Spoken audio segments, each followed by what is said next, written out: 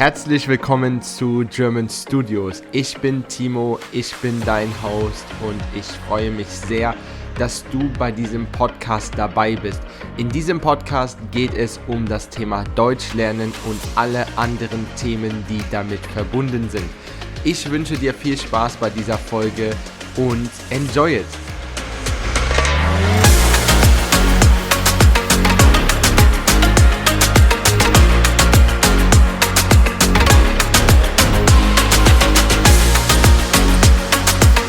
Hello and welcome to GermanStudios, guys. Here's Timo, here's your host, and I'm super happy to share some absolutely fantastic news with you. We uploaded our new website. You can find our website on www.germanstudios.de. And why is this website now so specific and so fancy and fantastic? Because we started to make some videos so that you can see how I am working. On the website, you will find free download learning materials, and this is also the reason today for this podcast episode, but later a little bit more about these details. So if you go on the website, www.germanstudios.de, I will also share the link below in the notes of this podcast episode. You can find free learning materials, and please keep an eye on it because we will try to upload more and more details for you, for your learning German journey, so that we can support you a little bit with free learning materials. And some of these free learning materials will be guided, or let's say accompanied with the podcast. And this is also today the reason why I'm doing this podcast. There is one document which you should open in a second, but before we speak about this, one other important message. So I'm very, very happy, and I wanted to say thank you to all of my listeners, because meanwhile I have 15,000 plays on the podcast, what is really fantastic, and I'm super happy, and I'm so glad that all of you are supporting me. And therefore I just would like to mention also, whenever you have a question regarding learning German, or some documents which you don't understand in Germany, or in general you have some questions, please just feel free to message me, to message us directly. You can message us on our email info@deutschstudieren.de. You find this email also on our website. If you go on the new website, there is directly like an Instagram button or like a WhatsApp button, so you can directly message me or message us, and I will definitely try to answer you in between 24 hours. So you don't have to wait so long for an answer. And we are here for you. We try to support you because we know that living in Germany can be a little bit complicated at the beginning because of the lot of bureaucracy and papers and this and that. And there are very important informations you should know before you start living your life in Germany. But no worries, it sounds more complicated than it is. You just have to know what you do and how you do it. You just need a kind of guidelines or like a guidance, and we are here helping you. And before we start now proper this podcast, one last important thing. If you are thinking about starting a German course with us, on the 29th of May, so actually in exact 2 weeks, so because today is Monday the 15th, in exactly 2 weeks there will be the new courses, and you can definitely join, guys. And I would love that you can jump into our courses, that you participate on our courses. Just a few facts about our language courses. So there are maximum 8 students in the class. I or Isabel, we are the teachers right now, and in our courses, the hours, or the, let's say, the amount of classes you have is always like from Monday to Thursday, 2 hours per day, so 2 hours per class, let's say. So it's not too overwhelming. It's a perfectly time to learn German. You always have time to study a little bit. You have time to do the homeworks. You also can use our Google Docs, because we are using Google Docs as our digital board. You can see on the Google Docs always what we did, what we are doing. You can see that we are making notes for the grammar, for the vocabularies, and so on. So definitely feel free to contact us if you are looking forward to start a German course, or if you are hesitating to start a German course.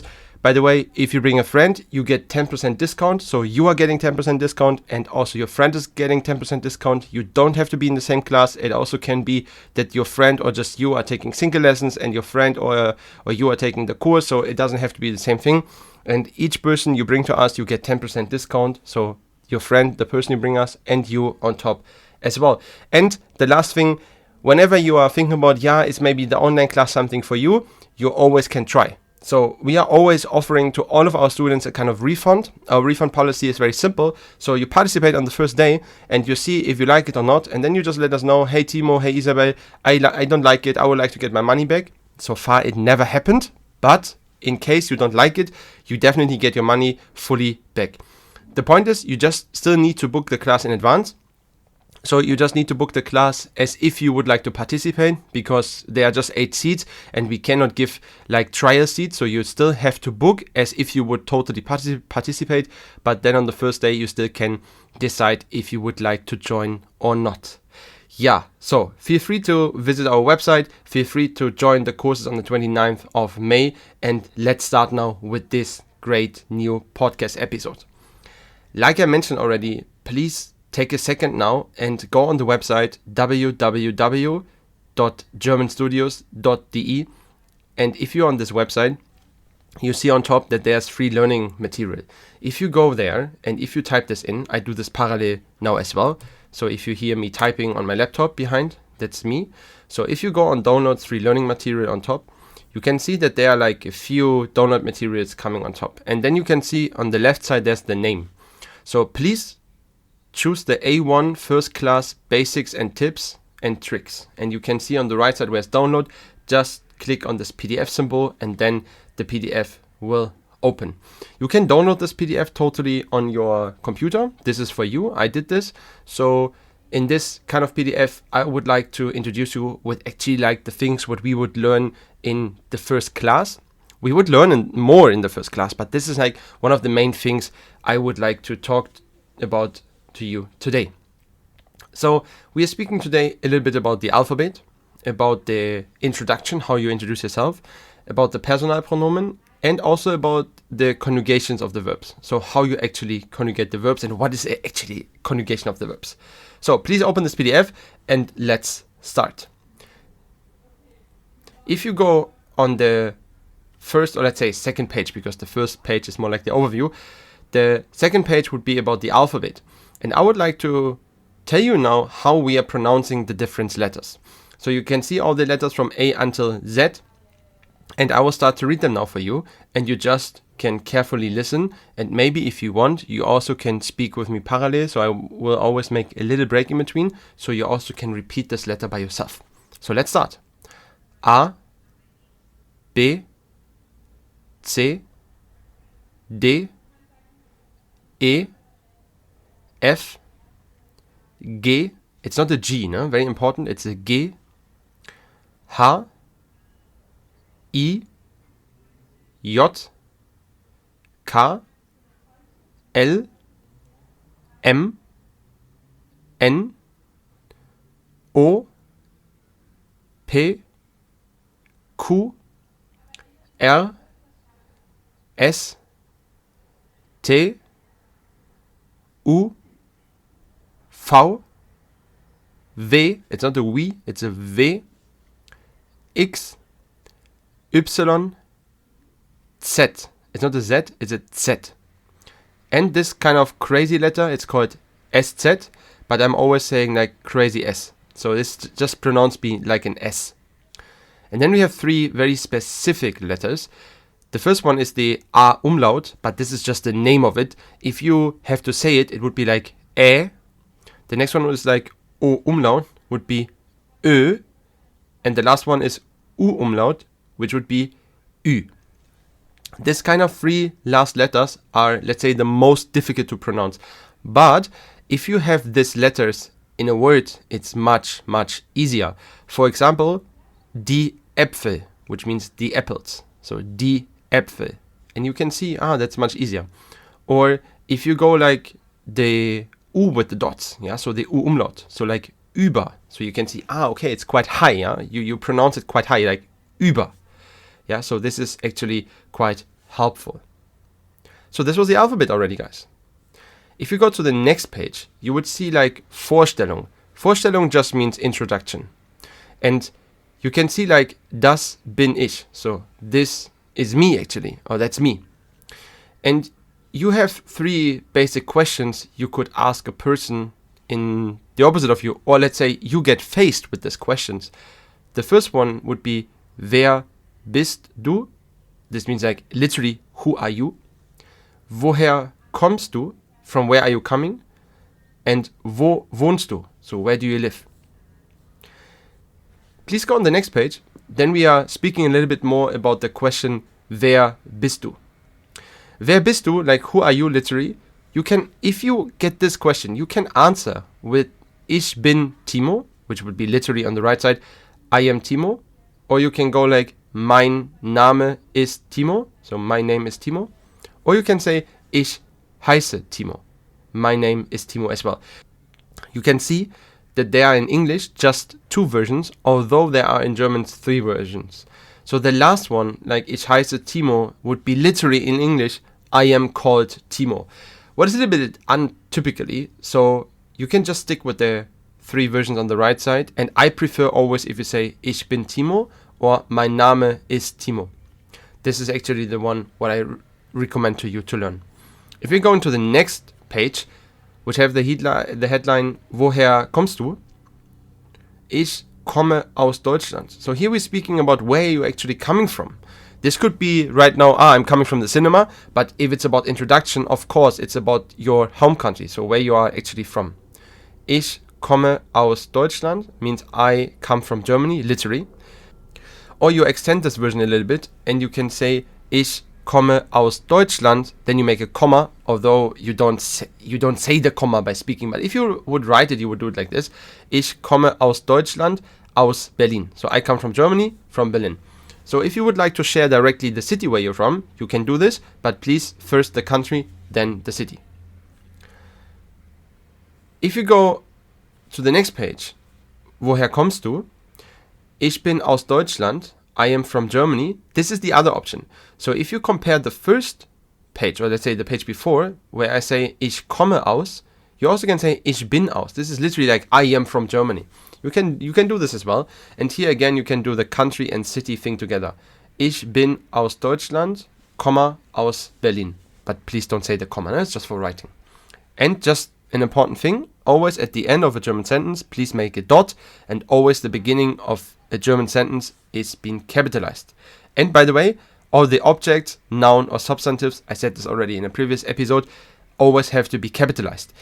By the way, many people say like, yeah, but in English we write everything small. Yeah, meanwhile. But there was a time, I think like around 1905 or something, where also like you were writing all the nouns, substantives and objects in English big. So you capitalize this. But they changed it at some point. So people don't know this, that this rule was actually also been existing in English, but years ago. We still have this in German. Okay, so let's go to the next one, to the next page. The headline would be, Wo wohnst du? What does it mean? Wo wohnst du means, where do you live? And you have 2 options. You can say, Ich wohne in Berlin, which means I live in Berlin. Or you can say, Ich lebe in Berlin, what also means I live in Berlin. So you have 2 options, which mean exactly the same for this question. Okay, guys. Perfect. So the first chapter we already achieved. Now let's go to the Personalpronomen.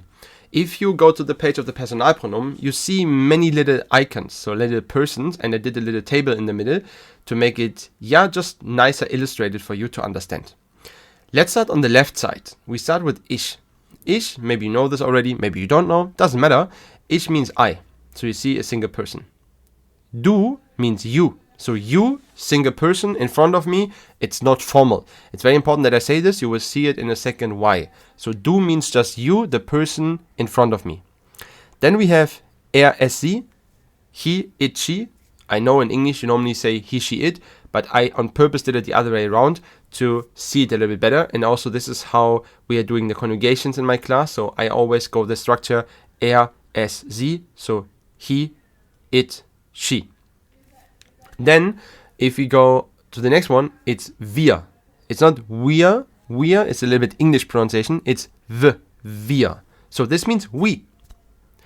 Then we have ihr. So ihr, this means you guys as a group. So let's say 2 or more people are standing in front of me and I'm pointing on them. Or let's say I don't point on them because I speak directly to them. So you guys, please do this and that. Yeah, this would be ihr. And then you can see something very interesting. There are 2 more Sie coming. Wow, interesting. So we have 3 Sie's in German. Yes, we do. The first Sie, you see that it's capitalized. And this is on purpose. That's not a mistake. That's really on purpose. Because whenever you use this Sie in a sentence, it always have to be capitalized. So as I mentioned already, beginning of the sentence always have to be capitalized. And objects, nouns, substantives have to be capitalized. The rest we always write small. But this Sie, we always write big. Doesn't matter where it is in the sentence, it always have to be big. And this Sie means you formal. So you formal, this is a kind of respectful version to someone you don't know. Let's say you meet someone on the street and the person asks you something. Most of the people will definitely use the Sie because it's a respectful version to someone who you don't know. You also use this for older persons. For example, as a comparison to another language, in Korean you have the same thing. For example, you say to someone hello, in Korean it's like 안녕, and if you say to someone hello which is older, so respectful, you say 안녕하세요. That's the same thing in German. We are just using a different word for it. So we are saying you formal, it's the Sie capitalized. And what about the second Sie there? The second Sie is the English they. So again, we have on the left side the small Sie at the box of Sie. This is he, it, she.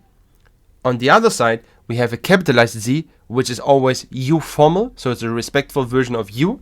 And then we have another Sie, a small one, which is the they. So you see also like there's a little icon pointing on someone, so they. Why we are having this Personalpronomen, or let's say why they are so important, we will speak in a couple of seconds about this, because each of this Personalpronomen will have an influence on the verbs. I'll show you in a second how this will look like. So let's go 1 page more down. Then we see like the headline, Wer ist das? Literally, who is this or who is that? I know in English it's a little bit rude to say to someone who is that or who is this. But in German we can still do this. It's not like offense, it's just normal, it's a neutral sentence. And then you can say on the left side, because we're speaking about the lady, das ist Lisa, so this is Lisa. Sie kommt aus Deutschland, she comes from Germany. Sie wohnt or lebt in Bonn. So she lives in Bonn, which is a city close to Cologne. And by the way, this was the previous capital of Germany. When Germany was being splitted, the BRD had the capital Bonn. And yeah, that's a very important city still, because there are many, many institutions. Like our defense ministry, part of it is, by the way, in Bonn, and it's very close to Cologne, just let's say 20 minutes by driving. Beautiful city. If you never visit, feel free to visit. It's definitely worth it. So here you can see that someone is like representing another person. For example, if someone asks you, who is this person? Who is this? Wer ist das? Then you can say, das ist Lisa. So this is Lisa. She comes from Germany. She's living in Bonn. And then on the other side, if we are representing a man, das ist Peter. So this is Peter. He, because now it's masculine, he comes from Germany. Kommt aus Deutschland. Wohnt, or you also can say lebt, doesn't matter because it's exactly the same. Wohnt or lebt in Köln. This is like how you would like to introduce someone else. So if you go a little bit more down, I did these 3 sentences for you. If you would like to introduce yourself. Yeah, you always can say ich bin, let's say ich bin Timo, ich komme aus Deutschland, ich wohne oder lebe in Berlin. Yeah, these 3 sentences you can definitely memorize because they help you a lot to introduce yourself, to make clear your name, where you're from, and where you're living. This is actually like the 3 main informations to someone who asks us. Okay, guys, go a little bit more down to the 3rd topic actually, because we achieved now the 2nd topic, and we're speaking now about the conjugation of the verbs. And like I mentioned already, this folio, or let's say like this picture or this part of the PDF, is also connected to the Personalpronomen, because you can see that you see them here again. You can see ich, you can see du, you can see es, sie, you see wir, ihr, sie. So now you see that next to the, for example, ich or du, there are some single letters. What are these single letters about? These are the endings, how a verb have to end in German if you use this Personalpronomen. So if you use ich, the verb have to end on i. If you're using du, the verb have to end on st. If you're using sie, the verb ends on t. If you're using wir, the verb ends on en. If you use ihr, the verb ends on t. If you use sie, the verb ends again on en. And then you can see that I made a kind of equal sign next to wir and sie. This is because the verb ending is en, but actually there is no specific new ending. I will show you this in a second when we have a verb. So the wir and sie is always same like the infinitive. But let's go down and I show you this a little bit more in detail. So let's use the verb wohnen. Wohnen we had already. Now you remember, ich wohne in Köln, I live in Cologne, or ich wohne in Berlin, I'm living in Berlin, or wherever you live. So in here, I did the conjugation with the verb wohnen for you. So you see, ich wohne, I live. And then you can see, okay, this is what Timo mean. There's the e at the ending. How we understand where we have to put the e and what we have to delete from the ending and so on and so on. Important thing, every verb in German ends on en. So en is always the infinitive. What does infinitive mean? If you would go to Google Translate, or I would recommend, by the way, DeepL, if you type in to live in English, what does it mean in German? Then wohnen would appear. Wohnen is the infinitive version, what you would find in the dictionaries. And if you would like to start using wohnen in a sentence, you have to make a conjugation of the verb depending on the subject. Let's say Personalpronomen you're using, ich, du, es. There's a specific ending for the verb. And the ending is always be replaced for the en. So you always have a basic part of the verb. In this case, it would be wohn, so wohn. And the en is the ending, and just the ending is changing if it's a regular verb. To the irregular ones, we're getting a little bit later. But if it's a regular verb, what is 80% of all the verbs in German, just the ending en needs to be changed. So for ich, we change the en, wohnen, to wohne. So there's just the e. For du, we change the en to an st. Du wohnst. For the rsc, we change the en to t. And if you go on the next page, you can see for wir, and let's make a little jump, to sie, you see wohnen, wohnen.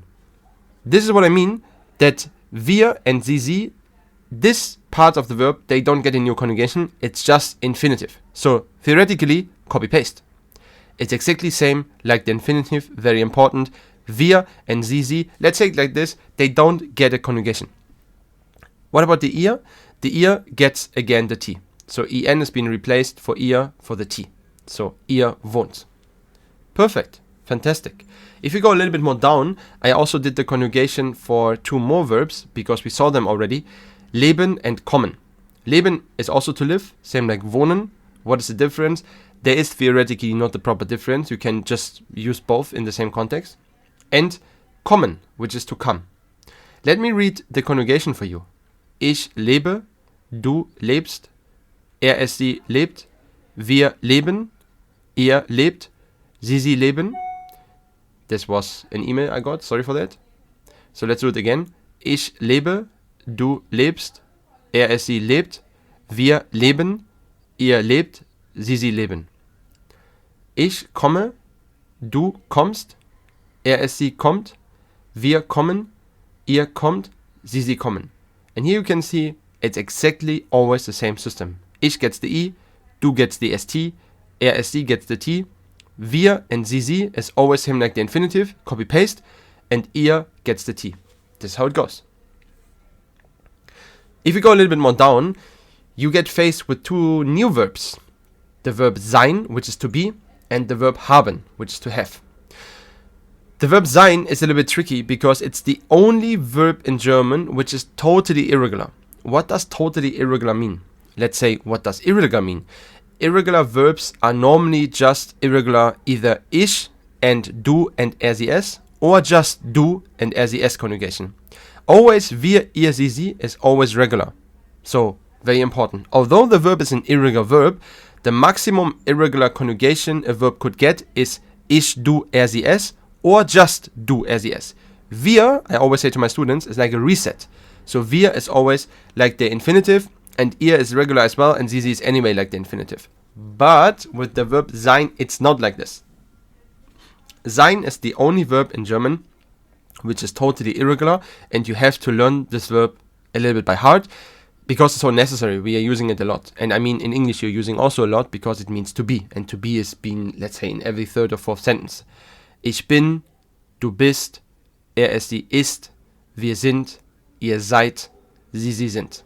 And maybe you hear when I'm saying this that the D at the end is actually sounding like a soft T, and it's true. So you would say, wir sind, ihr seid, sie sind. So the D at the end of a word in German is actually like a very soft T. This is a very important word. Please learn this by heart. There's no other chance. You just really need to learn this verb. Totally. Haben is a little bit different. At some websites, they are saying haben is an irregular verb. And I would say, yeah, it's something in between. I would not really count it to a proper irregular verb because it's not that extremely irregular, but some websites would count it to irregular. Let's say I would keep it in the regular part because you see, ich habe, this is already like regular. You see the en has been changed to e. Du hast. Yeah, here the only problem is that the b drops out and just the st comes. Why is this happening? Because otherwise it would be very difficult to pronounce and would sound super weird, at least for us Germans. So therefore we kick the b out. And sie, here it's the same thing. It also gets the t, but we kick out the b. And this is what I mean. So the conjugation actually is regular here because you have still st and t like we learned before. The only thing is that the b drops out. So please have an eye on it that you don't make this on top here. Then we have wir haben, ihr habt, and sie haben, like, you know, just like the normal conjugation. As I said, the wir is always infinitive, the sie is the infinitive, and the ihr gets the t. And by the way, in the ihr you can see there is still the b. Fantastic. So we are going closely to the end. Please go on the next page because it's very necessary.